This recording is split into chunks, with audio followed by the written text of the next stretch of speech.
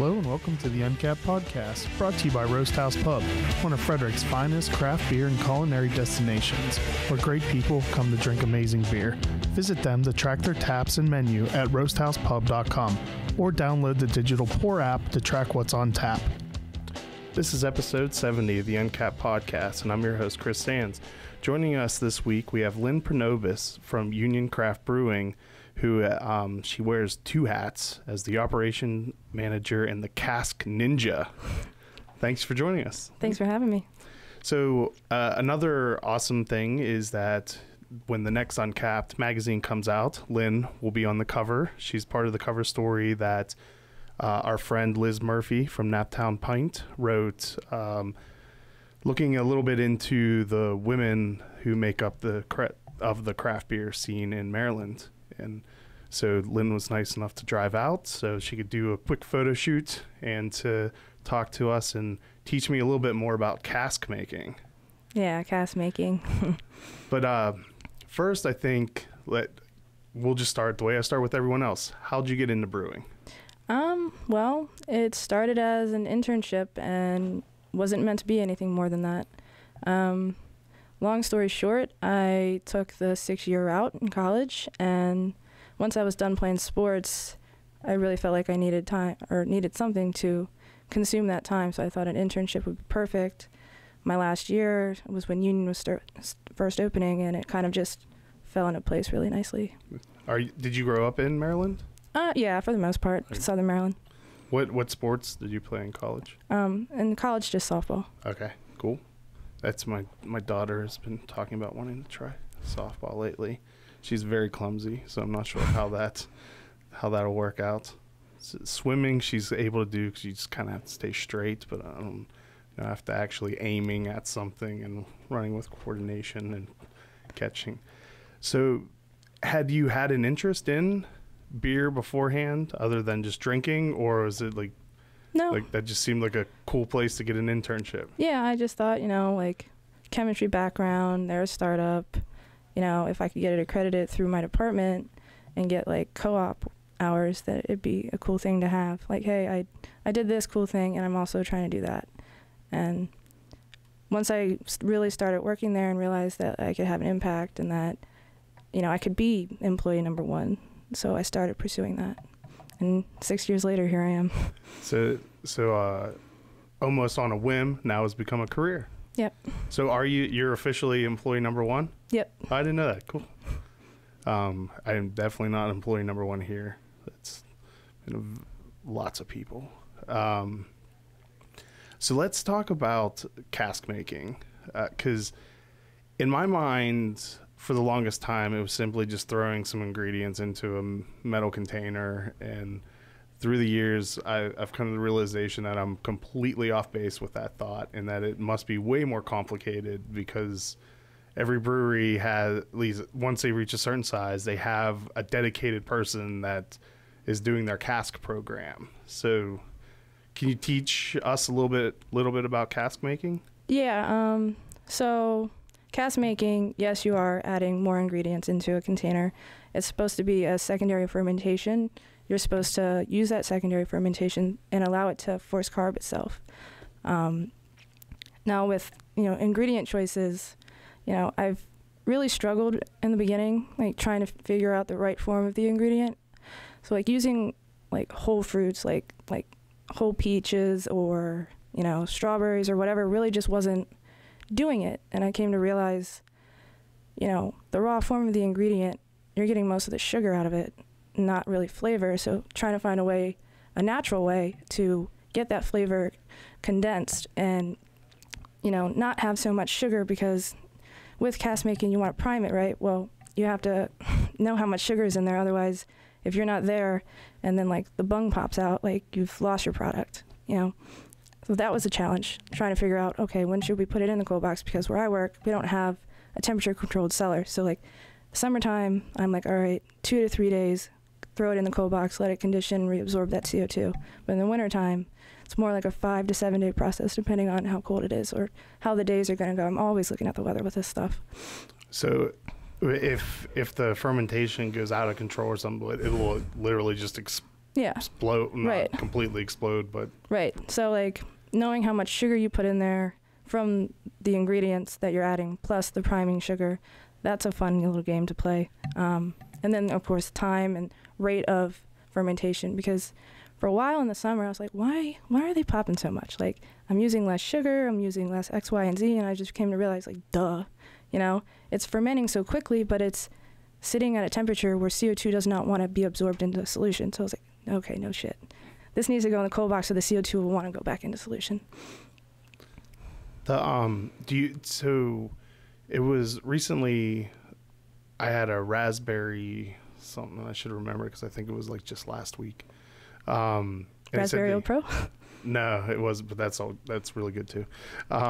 It was, and they said they used frozen raspberries because the freezing process and then thawing out breaks down the cell walls and imparts more flavor. Mm-hmm.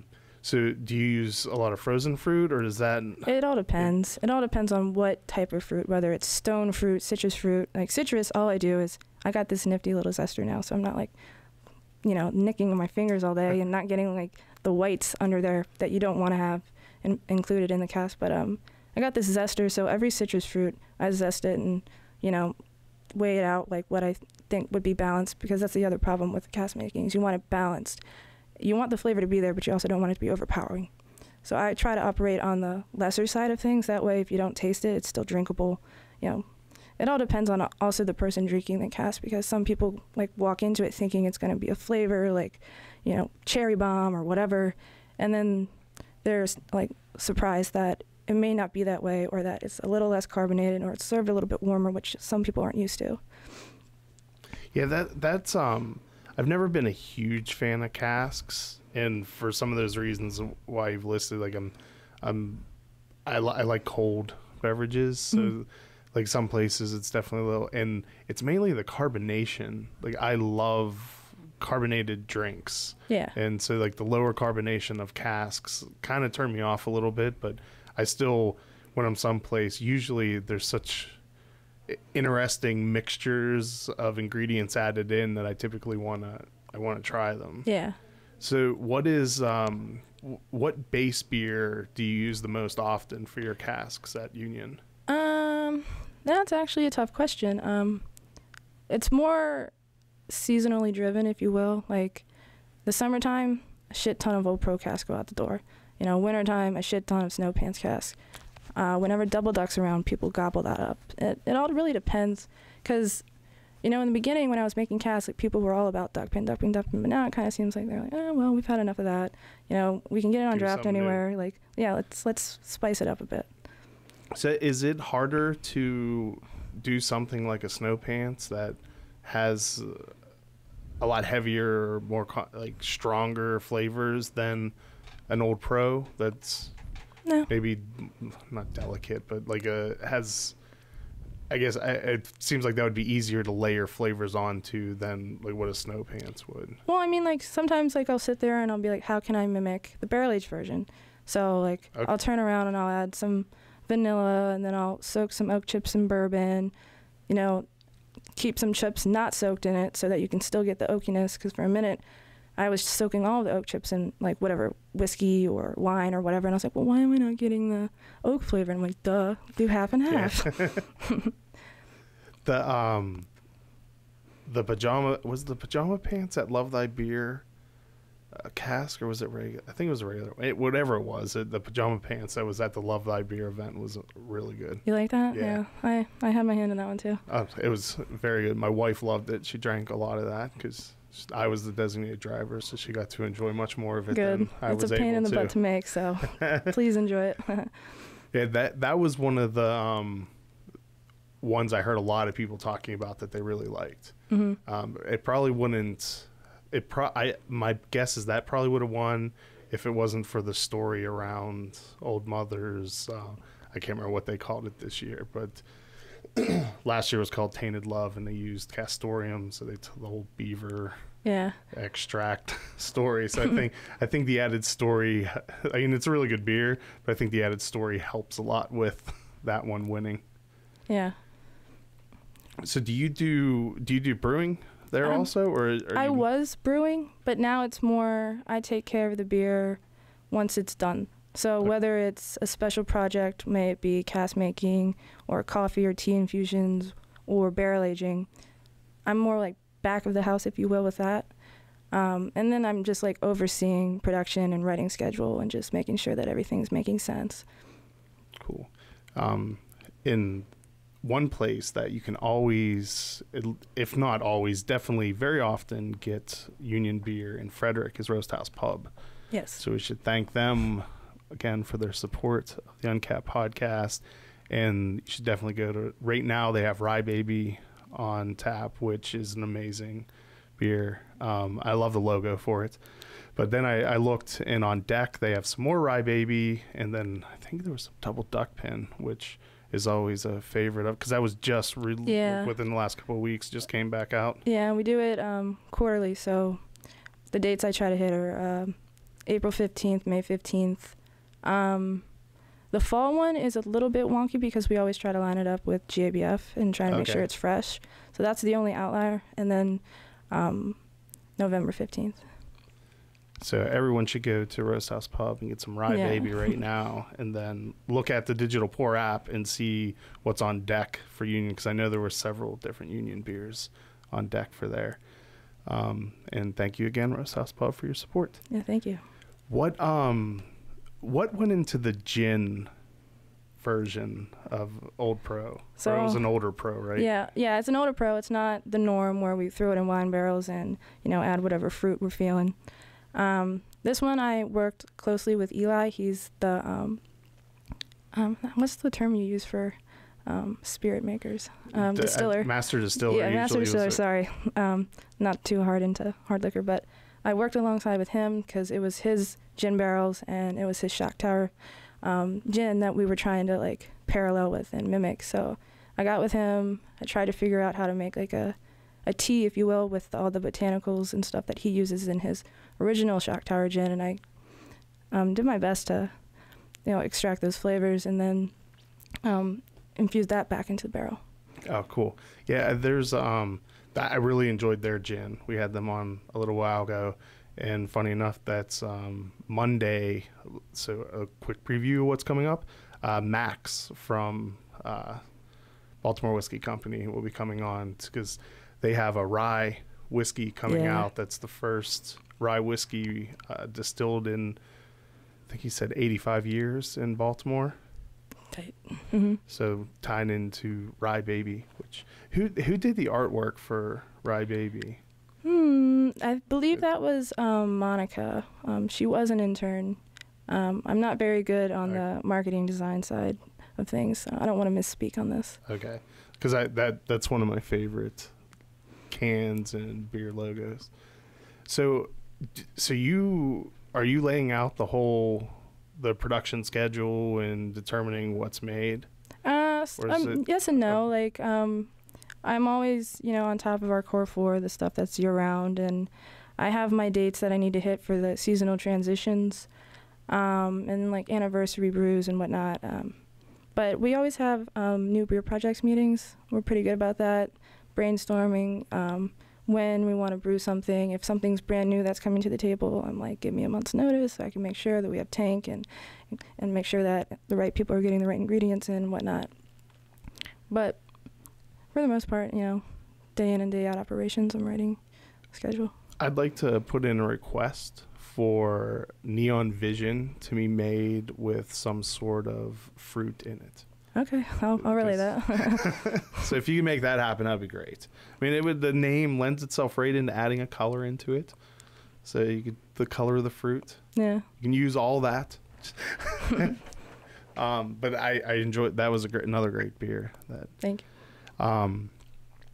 And then so when we had Adam on and he brought the amazing peach tea time. Peach, everyone loves peach. It was so good, and he mentioned that it had been developed by Lynn, and at that time I was like, okay, I have to talk to Lynn then because this is absolutely amazing. And even when he went to open, he was like, I'm not 100% sure what this is because it was unlabeled. He's like, but if you know anything, the unlabeled cans are always the best. So how did you come up with the idea for Tea Time? Well, it started out as cask experiment. We've been doing a lot of cold brew stuff, and it's just such a pain in the butt to do. And it takes a long time relative to like making tea, and I didn't really know much about tea. I didn't really see anything out from like the random like Earl Grey here or there. So I started looking into tea and trying to understand proper temperature, proper contact time, and then proper, concentrations. So whenever I do a special project, I always start at the pint glass level. I don't just think that, hey, this is going to work out, you know, because it's not always great. So I came across these really cool, like, teas that had, like, the peach, the wild berry. So then I just, in cask form or in growler size, I just created a layout of them for them to try, because I've been doing them in cask and thought they were great. My first cask that I made actually kind of sucked because I realized I didn't concentrate it enough. I was just going off of rates that I was reading off the internet and realized that the ratio of beer to tea was not good, and that's why it came out a little flat. But so I condensed that, concentrated that more and more to the flavor where you wouldn't want to drink it as like a normal cup of tea. But I figured out a way to make it balanced with the beer and got the guys together, and I was like, hey, what do you think? And then they were like, put it in a can. So is it the like tea ingredients added into the beer, or are you making like actual tea? Yeah, I'm making an extremely concentrated tea. Okay. I've learned that, less contact is better, because when you just let the tea sit in there for too long, and by too long I mean over 2 minutes, you start to extract a lot of tannins and the bitterness and stuff that certain people don't like when it comes to tea. And also the temperature range. So I always shoot around 170. And it's pretty easy relative to, like, I keep talking about cold brew and how much of a pain in the butt it is, but it's relatively easy.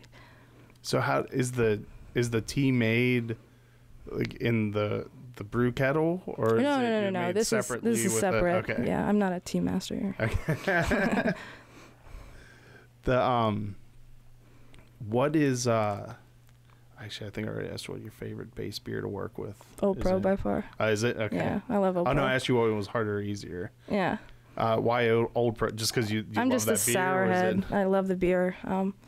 I think like with most people, like when I first started drinking beer, I was really into the darker stuff, the roasty, nutty stuff, because that was the most familiar to me. And then once I started understanding like the bitterness, the hoppiness, I got really into being like a hophead, and now I'm over it, and all I want sours. So I get. Do you hear that a lot? Is that just the normal progression for everyone? Because I feel like I'm kind of, although I don't know that I'll ever stop being a hophead. I still want every new IPA that comes out. But I've definitely, in the past, I've never liked sours, but I think maybe I never had a really good one, but there are so many now that I think maybe I'm just being exposed to a lot more. So maybe my palate has become more accustomed to them, and because I love every time I see someone with a new sour, I want to try that. Yeah. Also. I mean, it took me 2 years to like Old Pro. Now I can't get enough of it. It all depends. A lot of people that I know that got into drinking, they do reach this peak where all they want are just like the hoppiest, IPA, double IPA thing that you can get. That happens to a lot of people. From my understanding, when you're first getting into craft beer, it's just about familiar flavors and what you personally like. And if you already like, IPAs and bitter stuff, then you're good to go. But I mean, it depends on the consumer and what their, experiences are. So it was Double Duck Pin at one time your favorite then? At one time, yeah. And then, I learned what an 8% beer feels like. That's, I think Raging Bitch was probably the first really strong beer that my wife experienced. And we went to an event, and she had no idea how strong it was. And we got home, and she's like, I don't understand what's wrong. I am way more drunk than I thought I'd be. I only had like 4 or 5 beers. Oh, God. And I'm like, well, what were you drinking? And she was like, Raging Bitch. I was like, no, you had like 8 or 10. Yeah. Yeah, the whole 1 shot equals a pint of beer doesn't exactly equate in craft beer. So how's the expansion and move coming along? Oh, it's coming. We got tanks in. They're standing. They're not hooked up like together yet. Yeah. That's the next phase. It's going to be interesting. We have a bunch of Germans coming overseas that we're going to hang out with for 6 weeks while they help us install and learn how to use this monster. It's completely different from the brew house we have now. It's much more efficient, fully automated for the most part, whereas ours is not nearly as efficient and pretty much manual. So is it like you load a recipe on a computer and hit a button and it does its thing? I think one of the most manual parts of the new brew house will be loading the hop guns for the boil additions. Is it like the same system that Trogs has? Yes. Okay. Braucon. Yeah, that's an impressive brew house. Yeah, it's big. So I saw video of the tanks being delivered. Mm-hmm. Has the brew house been delivered now too? Okay, so all the shiny metals in place. Yeah. I mean, just with anything, you got hiccups everywhere. We thought that we had all of our T's crossed and I's dotted, and then brew house showed up and we were like, crap. The wall that we originally built is not big enough for one piece of equipment to get in, so we had to bust a hole through the wall, and then we got to repatch that up. Little silly things. Yeah, just knocking down a wall. I'm just waiting for what's going to happen next. Now, I would assume the plan is to have crossover between the two breweries. A big no-no is to just close one down and open up the next, because you still got to figure out how to make everything taste the same. Like, hopefully we can get it in 1 or 2 brews, but because it's more efficient, like, think about something as simple as like having a gas stove and then you switch over to electric and you burn your bacon. That's a simple like form of it, but it's still like, when it comes to beer making, the hot side is pretty important. So like, what I'm trying to say is, like, at our current brew house, we do a 90-minute boil. Mm-hmm. And let's just talk about a beer like Duck Pen, where you start hopping with 50 minutes left, 30 minutes left, blah, blah, blah. Well, the new brew house is only going to be 60 minutes. So you can't expect to hop it the same with 50 minutes left. You know what I mean? It doesn't translate. Now, the efficiencies like that, where do they come from? Is it the type of heat of the kettle? It's the better design and ingenuity of the equipment that you're using. Okay. So that I guess it's efficiencies right in the name, but I guess that would save like a decent amount of money in heating. Eventually, like less brew time. Hopefully less, raw ingredients need to be used to acquire the same flavors. We'll see. So I imagine that is, looking ahead, probably somewhat of a logistical nightmare for you. Yeah, people are like, are you so excited? I'm like, I'll be excited when all this is done. Yeah. Because that's got to be quite a juggling act for you to make sure. Yeah, and I've never done it before. And I'm pretty sure none of my other fellow coworkers have gone through an expansion like this before, so it'll be interesting.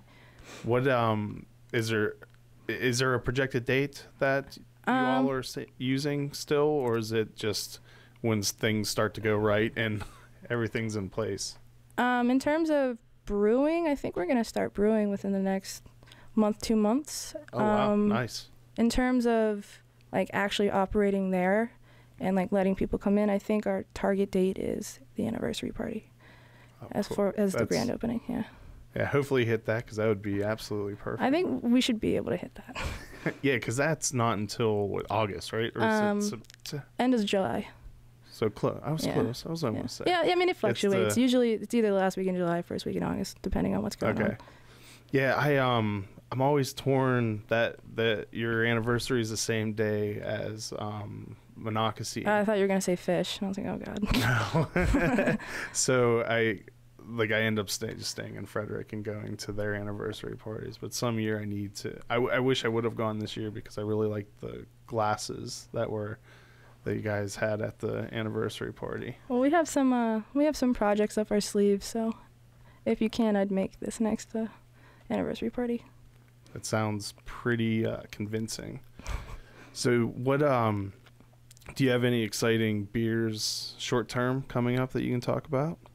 Or not exactly.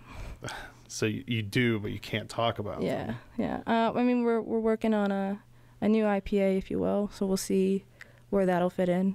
Not quite sure yet. Also not sure how much I can talk about it, so I just want to stop. Yeah.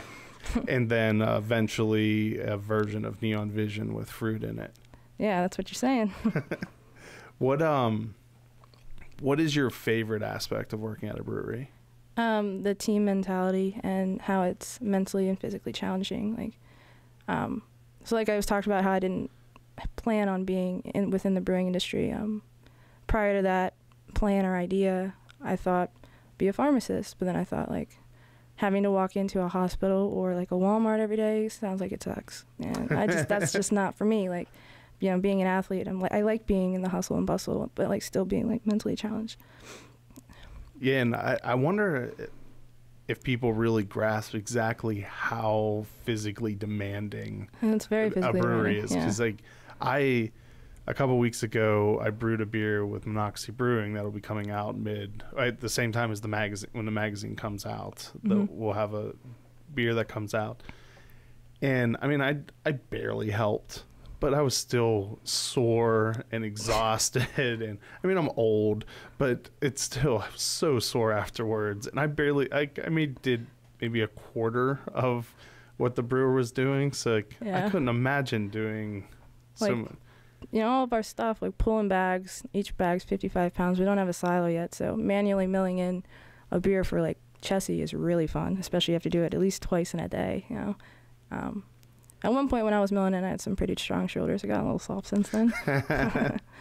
I guess the new brewery will have a silo. Yeah, and we'll still have to mill in specialty malts and like smaller malts, but it'll be nice to be able to weigh out what you want and just push a button. Cool. So of all of the current trends in craft beer, what is your favorite? What would you like to see more of? That's a hard question. Just more sour stuff. That's all you're gonna be able to get out of me. Well, luckily that seems to be where things are headed, so you should be happy there. And what's one trend you'd like to see go away? I'm not fond of this whole hazy IPA business.